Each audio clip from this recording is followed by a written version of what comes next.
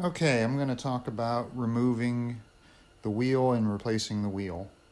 I've removed the phenolic pins, and I've also removed the front splash guard. And then I will lift the head up and support the head. And I use a 1x6. It doesn't really matter. I just support the head up so it's out of the way. And then I'll use a 1-inch wrench and put the 1-inch wrench on the side of the wheel.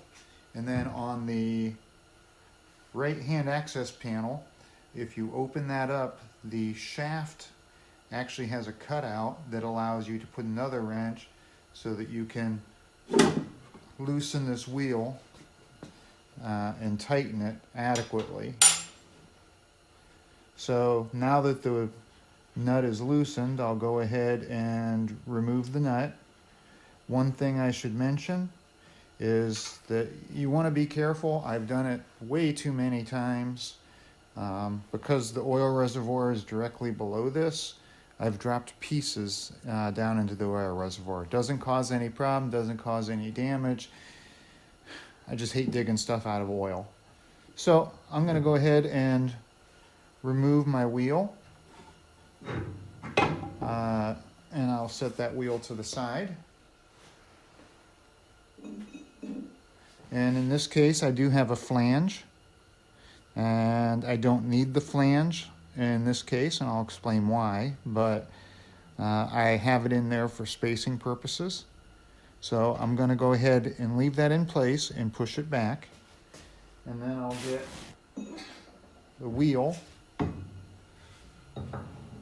I'll put the wheel into place on the shaft. And sometimes you may need to rotate the wheel a little bit if it's a tight fit against the shaft. And then we'll install the nut onto the wheel and tighten it with the 1-inch wrench.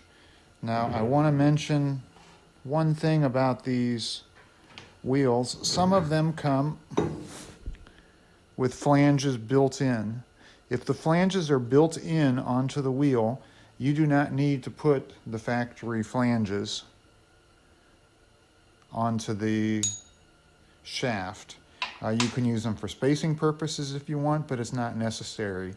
However, if you don't have a flange on your wheel, then you'll want to make sure that you put flanges on to provide the support that the wheel needs.